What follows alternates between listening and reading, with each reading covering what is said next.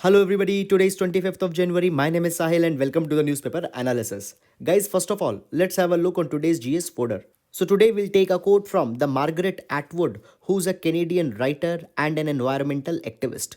She says, "You don't believe the sky is falling until a chunk of it falls on you." Now, guys, this particular idea corresponds to a particular worldview that we are having, that we don't need to act until and unless we are having a corresponding or a compelling proof into this particular direction. But many a times, finding a compelling proof and then to act might bring a kind of an own disaster. For example, acting onto the climate change. Until and unless we will not be seeing an actual rise onto the sea, the humanity will not act, but it will be a disaster. Then secondly, we can see that over the years it has been found that the distance between the forest and the civilizations or the humanity has been reducing very drastically, and the compelling reasons were provided that this thing will be bringing its own crisis. However, thus people have not acted until and unless the pandemic of COVID-19 came, which was a zoonotic disease originated into the animals. So basically, humanity doesn't act until and unless the chunk of a sky has fallen onto them. But this thing has been proved to be disastrous over and over a period of time. So guys, that is all about this. And now we will be moving to the newspaper discussion.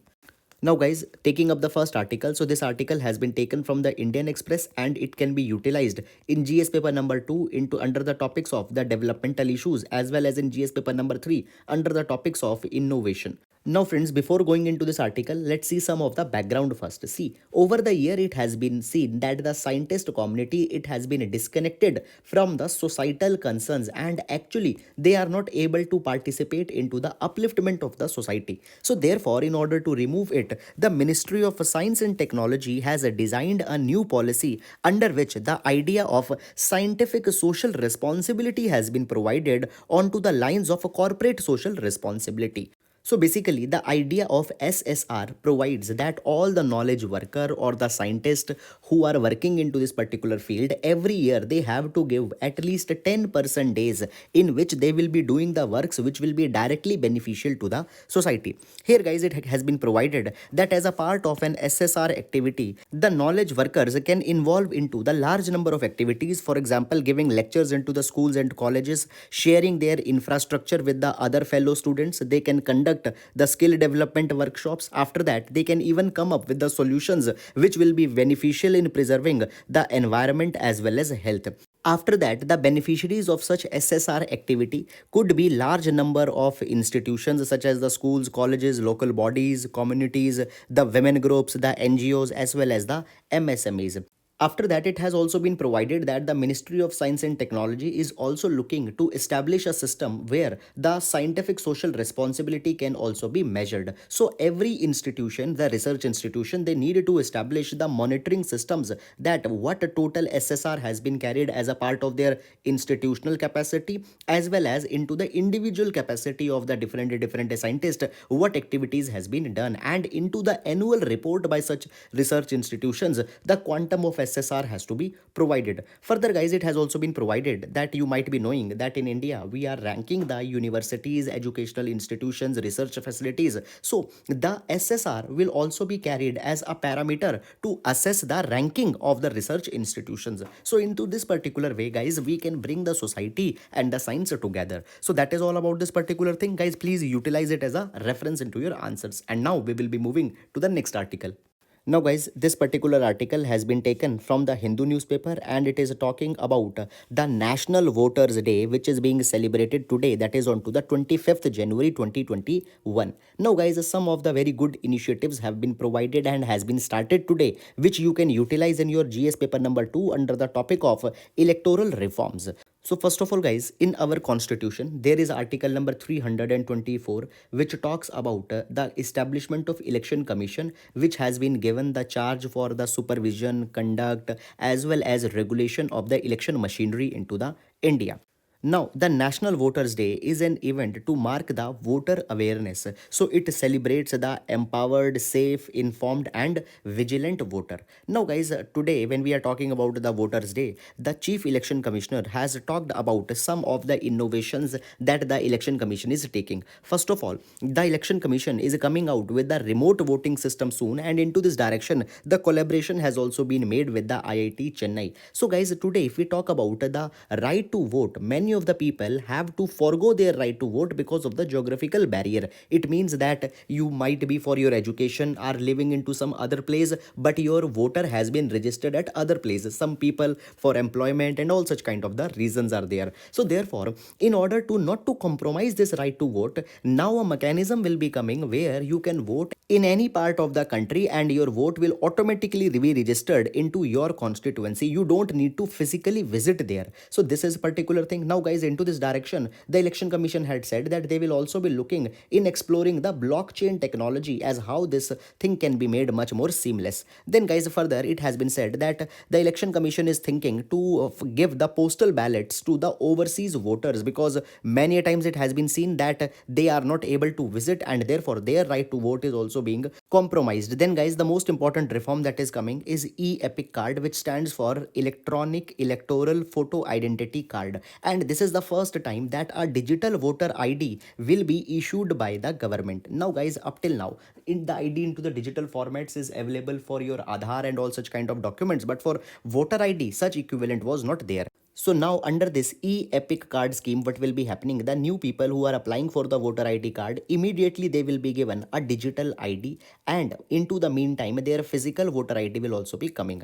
And then guys, over the years, the voters, the existing ones who are having only the physical ID, they can also download their digital ID, and this particular thing will make the verification very much seamless. You will not have to depend on always carrying the physical copy when you are going to vote. And then further, such digital ID can also be downloaded and can kept into the DigiLocker, which is the government of India's initiative under the Digital India mission. Now guys, all this particular thing will make the process much more seamless and will push India towards the digitization. So guys, all of these are the important reforms. Then further, the Hello Voter, which is an election commission's web radio, is also being started, where the voters will be educated with respect to their rights, with respect to the power of the vote. Now whenever we are talking guys about bringing any kind of social change, we talk about the IEC, that is the information, education and communication. So it plays an important role in attitude condition. Now guys, though first of all the reform is coming, the change is coming, but still there are large number of voters who are not using their right to vote. So their attitude needs to be conditioned, and Hello Voters, it is a kind of a web radio which will be making such kind of an attitude by providing the proper IEC. So guys, this is all into this particular direction. Please do utilize these points into the electoral reforms or the steps that have been taken by the Election Commission of India in order to further educate the voters. So that is, now we'll be moving to the next article. Now guys, this article has been taken from the Indian Express newspaper, and guys, it is an excellent article with respect to a case study that you can provide in your GS paper number 2 as well as in your GS paper number 4 under the topic of the attitude conditioning and how the women's can play a very important role into bringing the social change into the society. See, this is a village which is into the Maharashtra, that is the Anandwadi village, which is into the Latur. Now this particular village has elected an all women panchayat. All the 6 members, they are the women, and guys, even the 7th member will also be appointed. She will be onto the SC seat, she will also be the women. Now see guys, sometimes into our GS answers we need to quote the name of some common people who had brought the effective change. So here we can use the name of the Bhageshwari Chame, who was appointed as Sarpanch in 2005, and guys, over the years much more women are coming into the panchayat, and they have proved that they can bring much more effective social change by seeing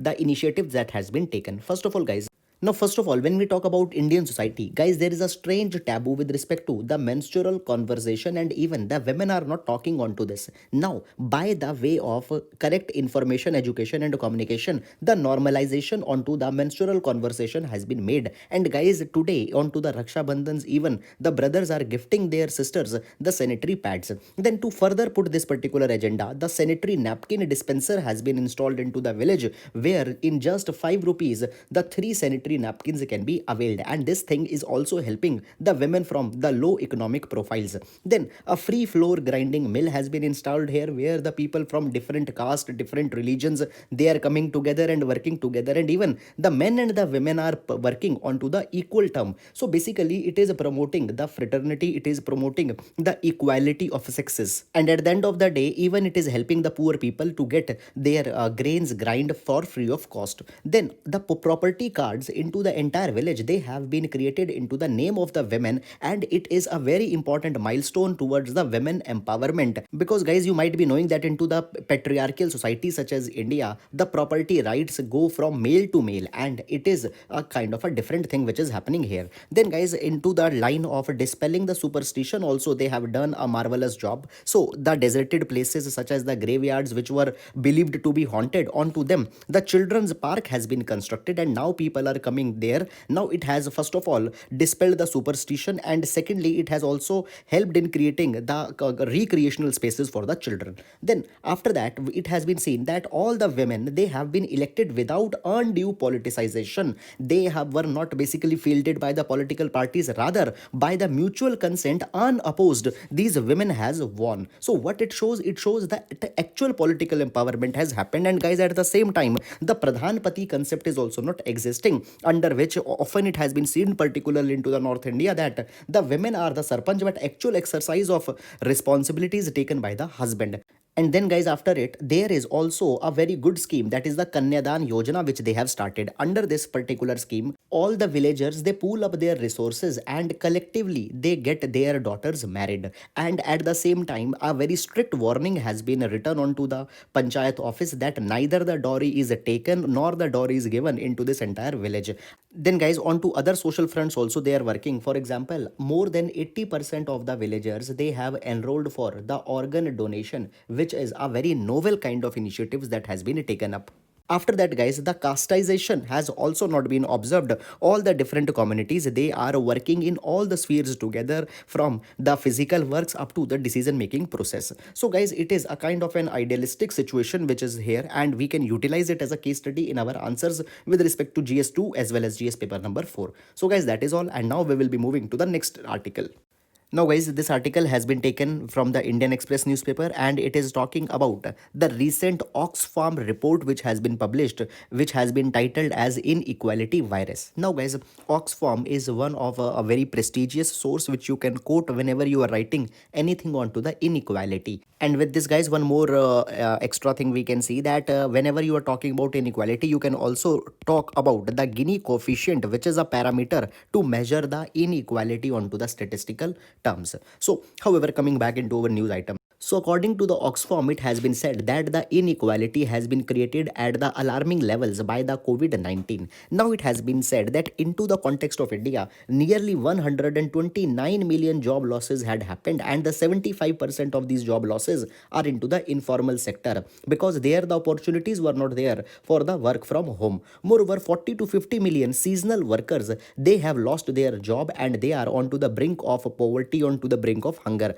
And guys, at the same time, the wealth of the billionaires have increased by leaps and bounds. 35% wealth increase has been seen there into the wealth of the billionaires of India. And guys, only if we talk about the 11 billionaires, the topmost ones into India, their wealth which has been increased, it is equivalent to the MG Narega budget for 10 years. Moreover, guys, with this particular wealth, the 10 years health budget of India can be sustained. Then guys, on to the further comparison, it has also been provided, though you don't need to go into all the hairline details, that if the wealth increase of the 100 billionaires is considered, then by such increased wealth, every one of the 138 million poorest people will be given 95,000 rupees each. Then guys, inequality comparison onto the other front has also been made. It has been provided that into the terms of education, the online education has increased by leaps and bounds, and the valuations of the edutech startups, they have increased by leaps and bounds. However guys, it has been said that out of the 20% of the poor households,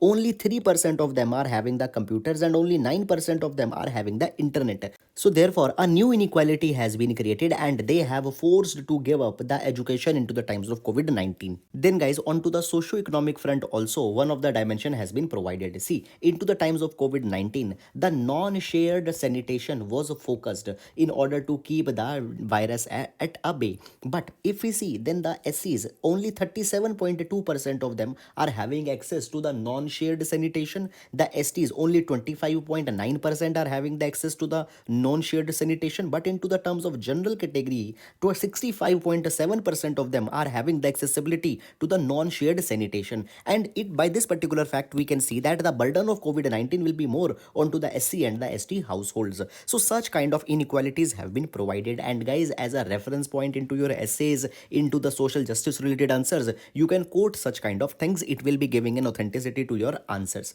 So guys, that is all. And now we will be moving to the next article.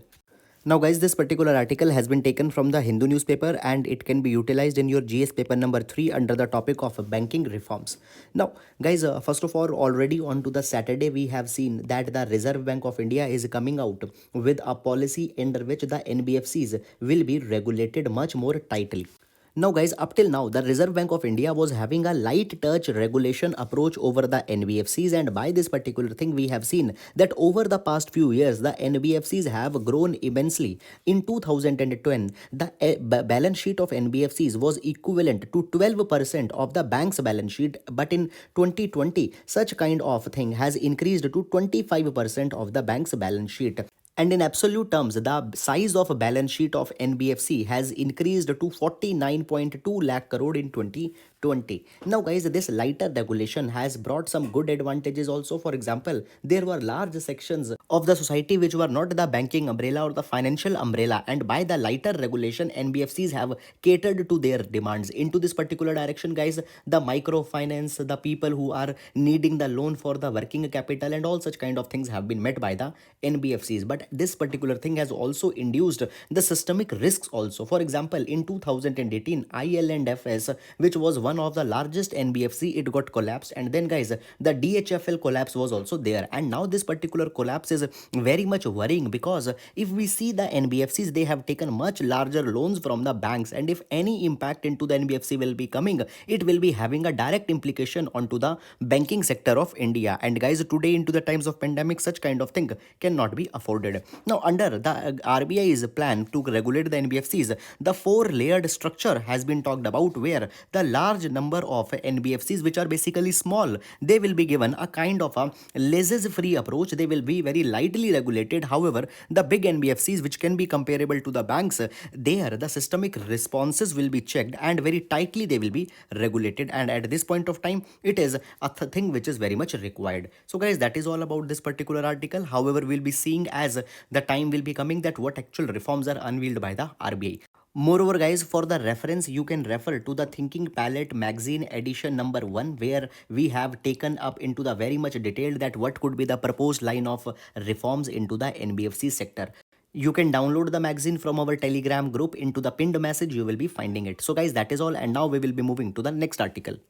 Now guys, this particular article has been taken from the Hindu newspaper and it can be utilized in GS paper number 3 under the topics of the infrastructure.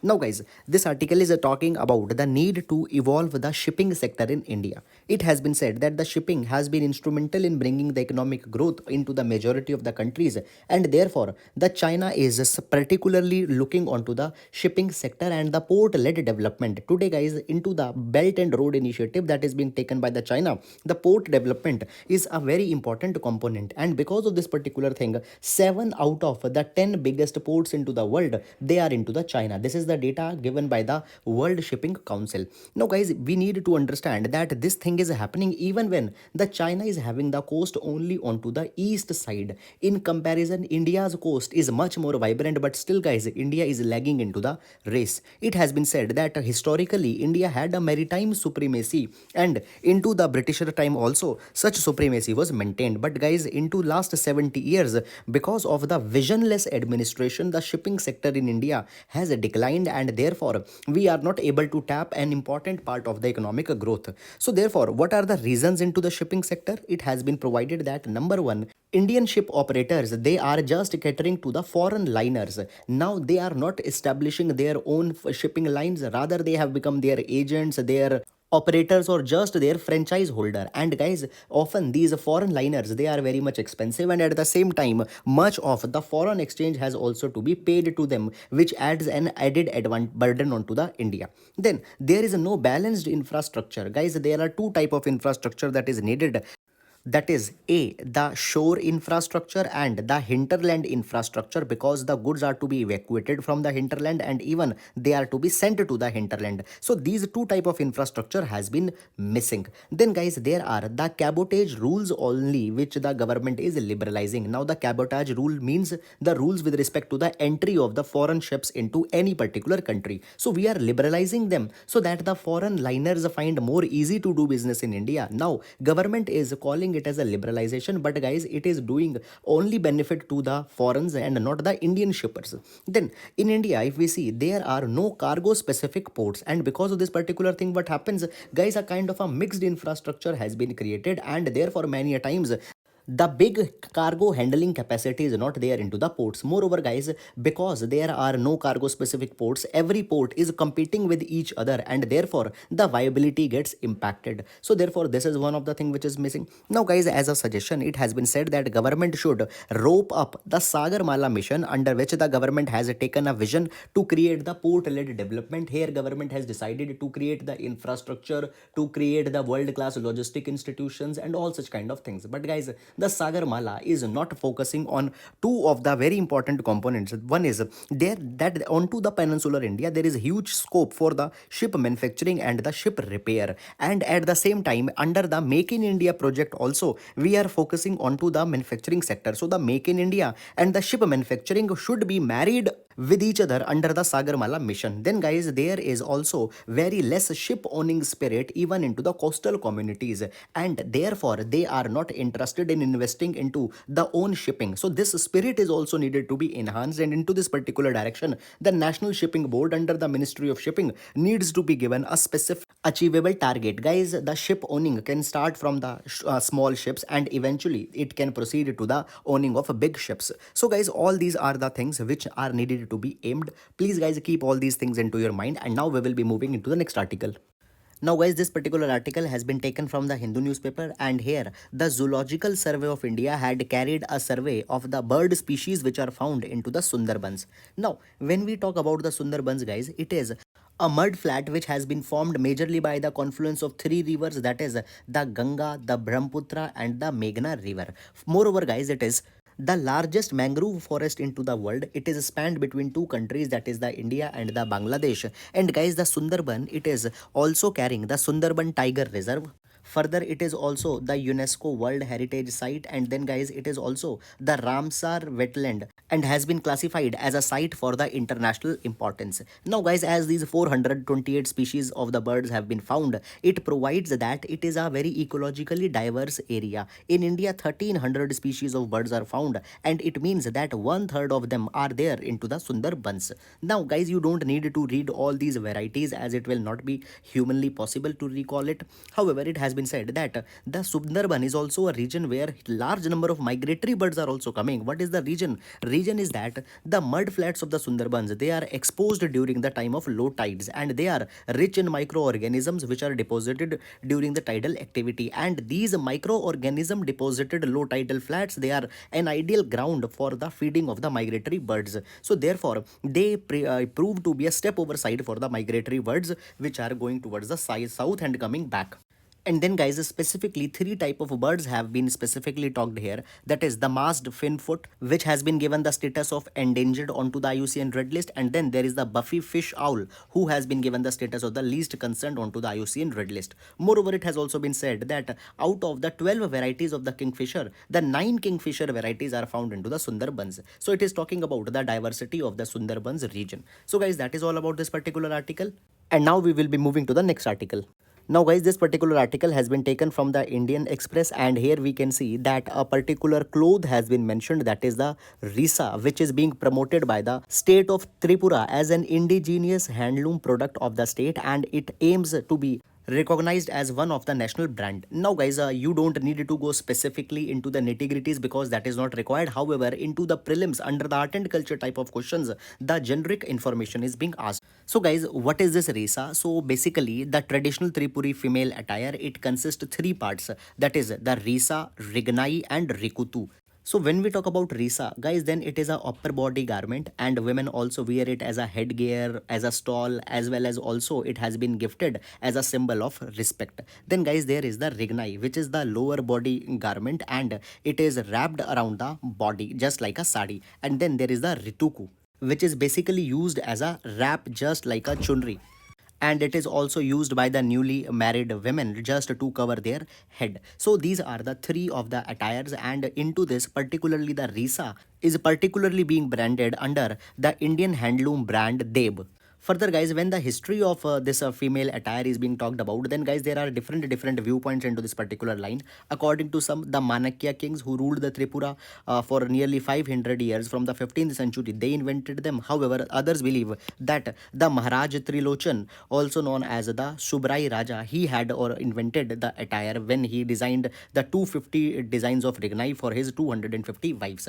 However, much nitty-gritties you don't need to go into. So guys, this is all about this particular article. Guys, I hope that you are able to understand all of them and you are finding this initiative fruitful. So that is all for today guys. Thank you so much.